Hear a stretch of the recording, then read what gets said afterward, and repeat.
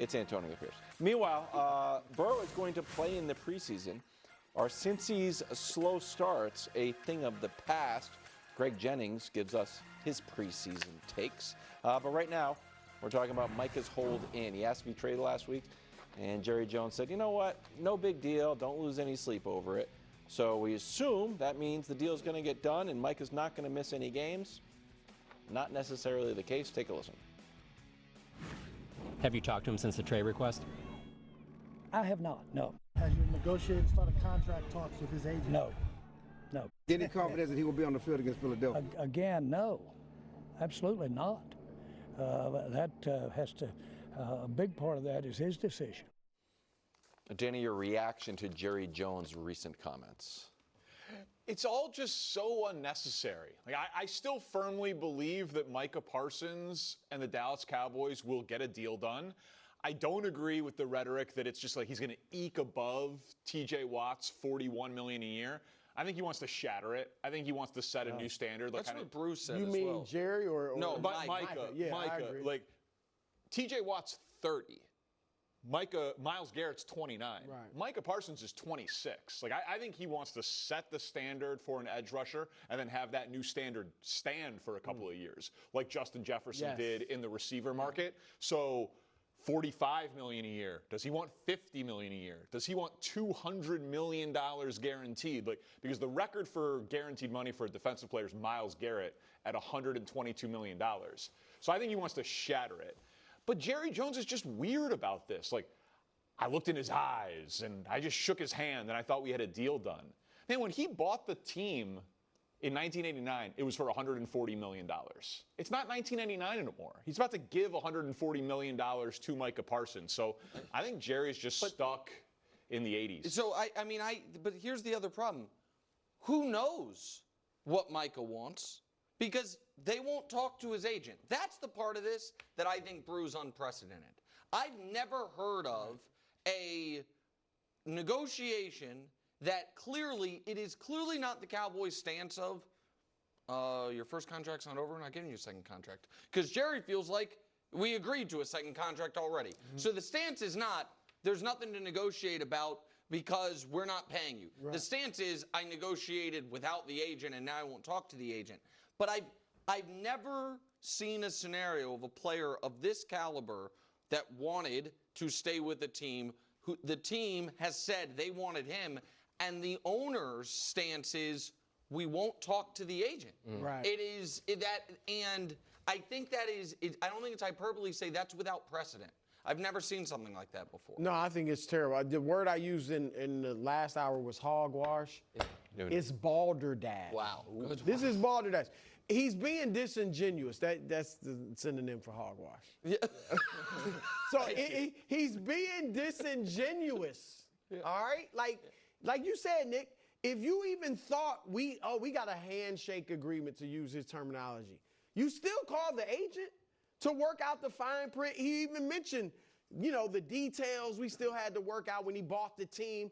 You worked that out with the agent. The fact that they haven't called him is ridiculous. And I think for other players on the team, now look, when the Cowboys offered him so much money, the players will take it, whether they like Jerry or not.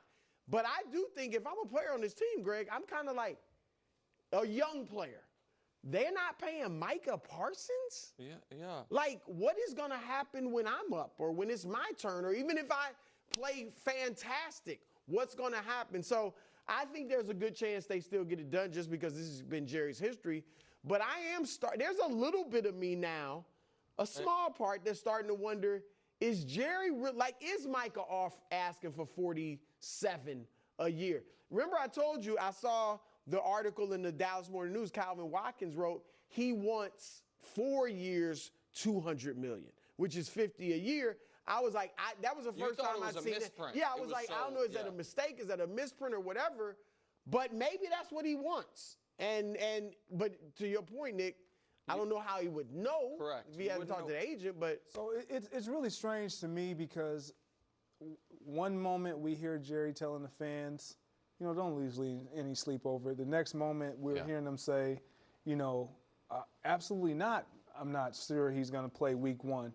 But, when it comes down to contracts, you always have to talk to the agent, unless you're not represented by representation. Right, unless you're Richard like Sherman. Lamar. Exactly. Yeah, You're doing your own. Like exactly, Lamar.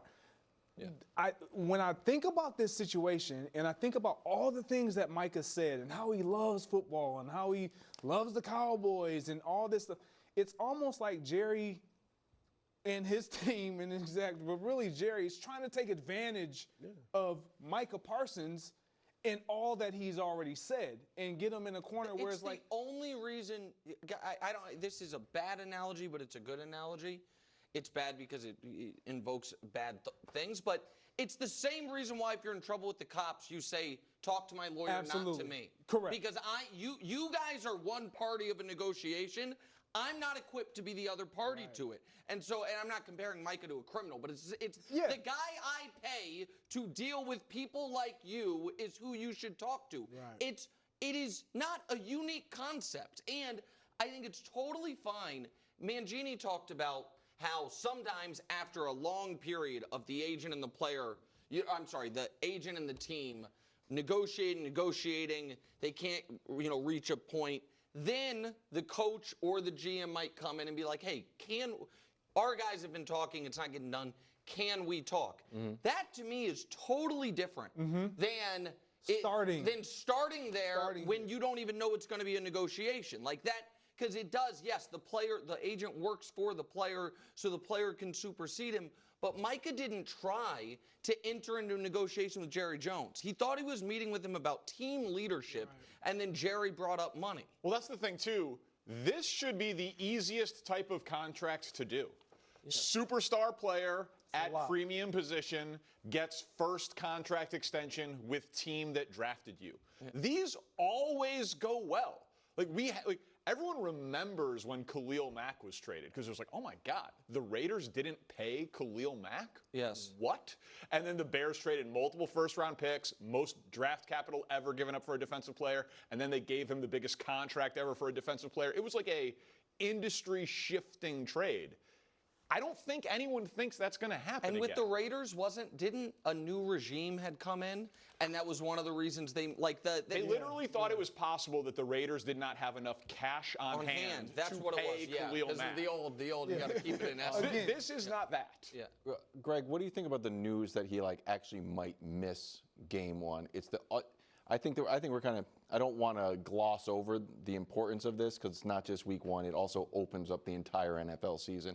Do you think that is a leverage point for Micah? So it would be, I think it would be shocking for all involved if Micah, more so probably to the players, because we all, and even us as media, we all know how much Micah just wants to play football and how much he loves the game. However, I think, again, I go back to the point that I just was making. I think Jerry has tried to take advantage of that. Yes. And use that against Micah Parsons because he's talked about this so much. Let's just try to strike a deal with Micah, and then he'll get his agent to sign off on it. And Micah is looking at it like, no. And if he's being advised like we can get more, then now he has them in a bind to where they are going to have to come up with a little bit more. So I think I think they get it done. I just can't see Micah with another. I can't see the Dallas Cowboys letting them go and trading them. That's not going to happen. I think he gets it done before week one. If he doesn't, Micah's going to get paid. This is like Emmitt Smith all over again. The thing is, Micah, we briefly touched on it earlier. He has no leverage. And really, no. Again, he could fake an injury, and maybe he would. The back just hasn't healed up, whatever. But he can't sit out the season because if he does, that contract just tolls, and you putting off free agency another year. Well, and remember, even if he gets if I'm Mike, I want that $24 million. I obviously want more, but I don't want to give up $24 million.